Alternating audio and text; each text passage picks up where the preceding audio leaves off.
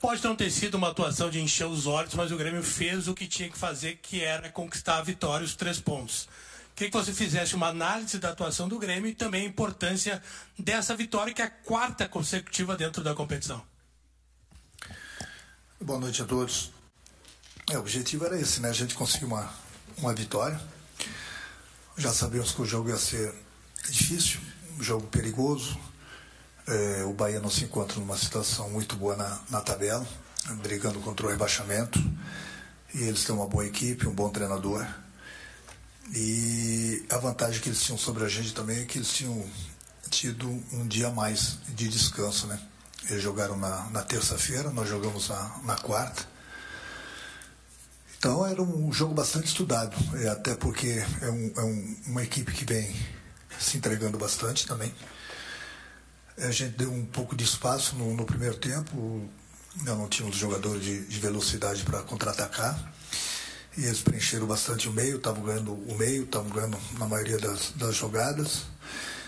No intervalo do jogo eu mexi, coloquei velocidade, mesmo assim sabia que nós iríamos deixar mais espaço para o Bahia, mas nós tínhamos velocidade na frente e conseguimos fazer uma belíssima jogada do Lucas e um belíssimo gol do Soares. Onde o jogo foi bastante truncado, bastante difícil. O Bahia teve bem na partida, mas o nosso objetivo, como falei, era conseguirmos a vitória. Realmente não jogamos tão bem, mas o futebol ele se resume numa palavra só que se chama vitória. Então, o importante é que a gente conseguiu mais 3 pontos, a 4ª vitória seguida, onde nos dá a condição de até o momento, pelo menos, estarmos em terceiro lugar, mas enfim, estarmos no G4, que é o nosso objetivo. Encostamos um pouco mais no Botafogo, vamos ver o que acontece no jogo do Botafogo na segunda-feira, mas o mais importante de tudo era a gente fazer o nosso dever de casa. Renato, durante toda a temporada você citou muito as dificuldades do Grêmio, né? Principalmente financeiras, de investimentos, de montagem desse grupo. Mas agora, Renato, o Grêmio vence a 4ª seguida e é o 3º colocado do Campeonato Brasileiro. Claro que tem jogos ainda a acontecer do Botafogo e também do Bragantino. Mas é possível, Renato, o torcedor sonhar com esse título do Campeonato Brasileiro? Você acredita que o Grêmio está nessa briga pelo título e tem algo que impede o torcedor de acreditar? Não, acreditar, a gente tem que acreditar. Lógico que eu acredito. Hoje nós estamos a 3 pontos do Botafogo, né? Eu sei que o Botafogo tem jogos a menos, mas ele precisa ganhar. Mas o que eu falei no início da entrevista, o importante era a gente fazer o nosso dever de casa. A gente fez, vamos ver o que vai acontecer. Eles torcem contra a gente tem que torcer contra eles também. Vamos ver o que vai acontecer no jogo deles na segunda-feira contra o Vasco. Mantivemos o nosso sonho ainda vivo. Enquanto houver chance matemática, é lógico que a gente tem que pensar no título. Eu acho que o torcedor também. Mas é difícil, sim, é difícil, mas nada impossível. O importante é a gente continuar vencendo jogos e ver o que acontece nos jogos, principalmente do Botafogo, para ver o que acontece, até porque nós temos um confronto direto com eles na próxima quinta-feira. Renato, eu gostaria de falar com você sobre as suas estratégias e principalmente a do jogo de hoje, né? Quando você começa o jogo com o esquema, com 3 zagueiros, você coloca aí que não colocou velocidade no início e acabou, de certa forma, cedendo também um pouco de espaço, colocou a velocidade depois, quando o Grêmio constrói o resultado, e depois você segura um pouco mais de novo quando o Bahia vai para cima. Riscos calculados, como é que você está definindo isso para cada partida? Porque você vem modificando ao longo dos jogos, você vem mexendo bastante. São riscos calculados, são estratégias que você monta pelas circunstâncias do jogo? Como eu queria que você falasse sobre isso, por favor. Riscos calculados, a estratégia do jogo e riscos calculados. Não tem outra coisa, eu vou explicar por quê. Tem um jogo a cada 3 dias praticamente. O jogador, ele é ser humano, ele precisa do descanso. E se você colocar sempre a mesma equipe em campo, você não vai ter a condição física desses jogadores, porque eles vão cansar, e você vai perder jogadores por lesão. O PP, por exemplo, nesse jogo ele não iria jogar, porque ele estava no limite. A mesma coisa do Vila Sante, os dois principalmente ali no meio. Infelizmente o PP machucou justamente por isso, por jogar várias partidas seguidas. Então, no momento que eu mudo os jogadores, o que eu faço? Eu tenho que colocar sangue novo no time, mesmo mudando o esquema, para que a gente possa aguentar o adversário também, porque o adversário também faz bastante mudança. Mas independente do adversário, eu tenho que me preocupar com o meu time, com o meu grupo, de não colocar sempre os mesmos jogadores, justamente para não perder esses jogadores por lesão. Perdemos o Jeromel, eu havia dito para o Jeromel, quando ele jogou aqui o penúltimo jogo, falei, Jeromel, é arriscado você jogar lá em Curitiba. Ele pediu para jogar, eu vou muito pela vontade do jogador, eu falei, mas é arriscado, não deu outra. Se lesionou. Mesma coisa do PP. Eu falei, hoje você vai jogar, provavelmente no outro jogo eu vou te segurar. Infelizmente ele machucou. Então não adianta você querer botar sempre os mesmos jogadores em campo. Foi a mesma coisa do Galdino. O Galdino teve uma entrega, foi muito bem no jogo contra o Curitiba, mas era outro jogador que vinha jogando a cada 3 dias. Então chega uma hora que o melhor remédio para eles é a minha conversa com eles no vestiário, no dia a dia. Pergunto para eles como é que eles estão se sentindo, se estão muito cansados, se estão com alguma dor localizada. Então ninguém, é muito fácil lá de cima, falar por que ele tirou fulano e colocou ciclano, por que não fez isso, por que não fez aquilo. A resposta é muito simples, porque eu sou treinador e eu converso com os jogadores todos os dias. Então ninguém, nem a mulher deles, sabe tanto deles quanto eu, porque eu estou com eles todo dia perguntando como eles estão. Então quando eu faço uma troca, é justamente para isso, em benefício do jogador, em benefício do grupo e para poupar o jogador de uma lesão. Eu queria jogar sempre com o mesmo time, desde que eles estivessem sempre 100%, coisa que é impossível no futebol. E se você colocar sempre o mesmo time, além do problema de uma lesão, você vai ter um time cansado. E é por isso que de vez em quando, mesmo o jogador atuando bem, mas eu converso com eles, estou muito cansado, estou com a minha perna muito pesada, por que eu vou colocar o jogador em campo? Para estourar o jogador? Para ter que fazer uma substituição com 10, 15 minutos? Então eu sou pago para pensar. Então eu converso com os jogadores. Não penso que eu troco por trocar. É estratégia. Estratégia porque a gente tem que colocar os jogadores descansados para a gente poder competir durante os 90 minutos. Boa noite, Renato. Indo ao encontro dessa tua resposta, hoje você optou pelo João Pedro Galvão. O porquê da escolha dele e o quanto taticamente ele agrega no teu time? Mas eu tenho que ficar aqui todo dia explicando de A, B, C, cada jogador. Estratégia minha. Eu coloquei ele em campo porque ele está no grupo do Grêmio, eu acho ele bom jogador. Eu coloquei um jogador do lado do Soares para que a gente pudesse prender o time do Bahia lá atrás. Entendeu? Ele é um jogador importante para a gente. Ele não saiu porque estava mal. O time não se encontrou bem no primeiro tempo. E os jogadores do Bahia estavam com muitos jogadores do meio de campo, estavam ganhando nosso meio. Por isso troquei ele, coloquei velocidade. A estratégia do treinador, gente, eu sempre falo para vocês, a tua pergunta é boa, mas é muito fácil ser comentarista. Eu já falei que o comentarista, ele tem que comentar quando ele vê a escalação. Não vai dar certo. Por isso. Esse é o bom comentarista. É muito fácil terminar o jogo. Mas perdeu porque escalou mal. Colocou fulano que não devia ter colocado. É chovendo molhado. A melhor profissão do mundo é ser comentarista. Por que não comenta quando ele vê a escalação? Dá a opinião dele, se vai dar certo ou não vai dar certo. É muito fácil esperar terminar o jogo e falar, olha, escalou mal. Que facilidade ser comentarista hoje em dia, né? Mas eu estou te explicando. Isso, colocamos uma estratégia, justamente por causa disso. Coloquei um jogador a mais do lado do Soares. Infelizmente o Bahia estava ganhando o nosso meio. Troquei. Não é que ele estivesse mal, mas a gente não estava tendo velocidade na frente. Estratégia que mudou no segundo tempo. Mudamos. Não é que a equipe tenha melhorado bastante, mas a gente teve velocidade e chegamos ao gol, que foi mais importante. Agora, Renato, um jogador que vem atuando em praticamente todos os jogos e resolvendo, diga-se de passagem, é o Luis Soares. O quanto esse desgaste relatado por ti vem afetando o Soares, e a torcida terminou o jogo cantando Fica Soares. Pela tua experiência, pelo teu conhecimento sobre ele principalmente, o torcedor pode alimentar alguma esperança de ter o Luis Soares no ano que vem? O Soares joga todo jogo porque ele é fominha, porque a gente precisa dele. É um jogador que ajuda bastante. É outro jogador que eu converso bastante com ele, sempre nos jogos. E outro dia mesmo tive a conversa e, dependendo do que está acontecendo no jogo, o jogo decidido, ele sai, até pela sequência de jogos que ele vem tendo, mas os jogos sempre são apertados, duríssimos, e fica difícil até tirá-lo. O jogo estava duro, mas a sequência de jogos ele jogou praticamente 90 minutos, correu bastante contra o Curitiba. Resolvi tirá-lo hoje até para fortalecer um pouco mais a marcação, colocando outro zagueiro, que o Bahia estava com um time muito alto, muitas bolas na nossa área. Enfim, final de jogo.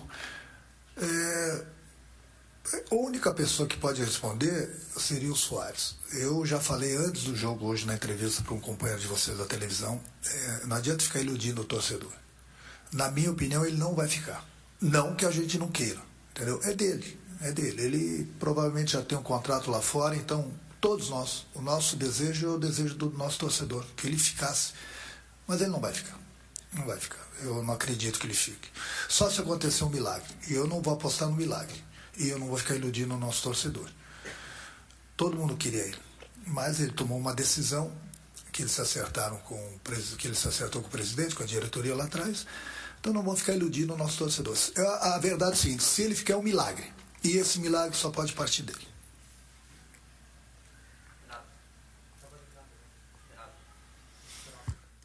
Renato, parabéns pela vitória. Eu gostaria de voltar ainda no primeiro tempo, no começo da partida, quando o Grêmio é de fato pressionado, o Bahia tem espaços no campo para jogar e você coloca alguns jogadores aos 12 minutos ou 15 minutos do primeiro tempo para aquecer. Dentre eles, 3 atacantes e também um volante naquela ocasião. Eu gostaria que você fizesse uma análise sobre o que fez você pensar e mudar de repente de opinião para ainda talvez mudar no primeiro tempo e porque o Bahia estava realmente com mais espaços naquele momento, fato que no segundo tempo com as mudanças acabou sendo revertida essa situação e o Grêmio ter mais posse de bola. E ainda eu gostaria de pedir em relação ao Luan, porque este jogador não vem tendo mais oportunidades, a torcida pede ele em alguns momentos, especialmente quando estava passando por uma situação um pouco mais difícil, agora o Grêmio está vencendo, enfim, não tem essa questão. Gostaria que você falasse também sobre o jogador. Eu pensei em mudar ainda no primeiro tempo, justamente por isso. Os extremos do Bahia estavam fechando bastante, praticamente eles estavam sempre com 3 jogadores a mais no meio. E estava demorando, porque estavam pesando a nossa última linha com 3 jogadores. Esses jogadores saíam e jogavam nas costas dos nossos volantes, então eles estavam sempre com superioridade no meio. E eu pensei em trocar no primeiro tempo justamente para colocar velocidade, colocar mais gente no meio, para que a gente não tomasse o gol, né? Então, na verdade, eu estava torcendo bastante no final do primeiro tempo que terminasse, para que eu pudesse mexer no intervalo do jogo e não queimar uma parada no campo, entendeu? Então, foi isso que eu pensei. Quanto ao Luan, ninguém tem mais carinho pelo Luan do que eu. Só que eu tenho conversado com ele, eu quero muito colocar o Luan em campo.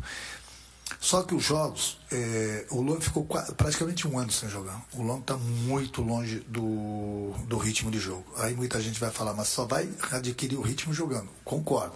Só que os jogos estão sendo muito pegados, muito difíceis. E eu colocar o Luan nessa situação de estar totalmente sem ritmo de jogo, às vezes eu vou ter um jogador a menos dentro do campo. Ele não vai deixar de correr, porque é dele. Mas, entendeu? Se um jogo de repente tiver decidido, é outra coisa. Num jogo como esse, pegado, onde a gente não pode dar espaço pro adversário, tem que evitar o contra-ataque, colocar ele numa situação dessa fica um pouco difícil. Não que daqui a pouco ele não esteja jogando, entendeu? Mas na hora certa ele vai ter as oportunidades dele, até porque ele tem treinado bastante, tem se dedicado, e ele não desaprendeu a jogar. Simplesmente isso. Não é um jogador que está voltando 2, 3, 4 semanas sem jogar, entendeu? Ele vem de 1 ano, e não é 1 ano sem jogar, é 1 ano praticamente em 8, 9 meses sem tocar na bola. Então tem que ter muito cuidado para não expor o jogador, entendeu? Ele mal, e daqui a pouco ele sofrer uma lesão, ou mesmo prejudicar o nosso time numa situação que os jogos têm sido muito difíceis, tanto aqui como fora. Daqui a pouco, se tiver um jogo melhor pra gente, um jogo praticamente decidido, eu vou pensar direitinho em colocá-lo, porque a gente sabe do potencial do Luan. Renato, boa noite. Eu ia te perguntar sobre o Luizito Soares, mas o Rodrigo na minha frente que perguntou, então eu vou perguntar de outra permanência, a sua permanência. Você já deu uma entrevista aqui, nesse mesmo lugar, você deixou meio no ar, quem tiver no comando ano que vem, é problema de quem tiver no comando. Uma outra ocasião, você já fez planos para 2024 como treinador do Grêmio. Qual é a situação nesse momento? Qual é o seu pensamento em relação a 2024 do Grêmio? E se você me permite, só Igor, rapidamente, um clube que você tem muita identificação, você foi jogador e treinador, hoje conquistou a Libertadores da América, conquistou a América, um gosto que você conhece tão bem. Você pode falar alguma coisa para o Fluminense, torcedor do Fluminense, que eu sei que você não viu o final do jogo, mas hoje esse clube conquistou a América, como você também já conquistou 2 vezes. Sim, dá os parabéns, né? Até porque é um clube que eu tenho um carinho muito grande pelo clube, pela torcida. Estive lá como jogador, como treinador. Ganhei como jogador, ganhei como treinador. E o futebol brasileiro, né? Era um clube brasileiro contra um clube argentino. É lógico que tinha que dar os brasileiros. E deu. Eu vi bastante do jogo. Vi a maior parte do segundo tempo todo e o primeiro tempo da prorrogação no vestiário. Estava torcendo bastante. Então tá de parabéns até, porque é um título inédito para o clube. Em 2008 fugiu comigo no comando nas penalidades contra a LDU. E conquistou. Eu acho que está de parabéns o futebol brasileiro, parabéns à torcida do Fluminense, parabéns ao clube, os jogadores, entendeu? Como eu falei, brasileiros contra argentinos, que dá sempre brasileiros.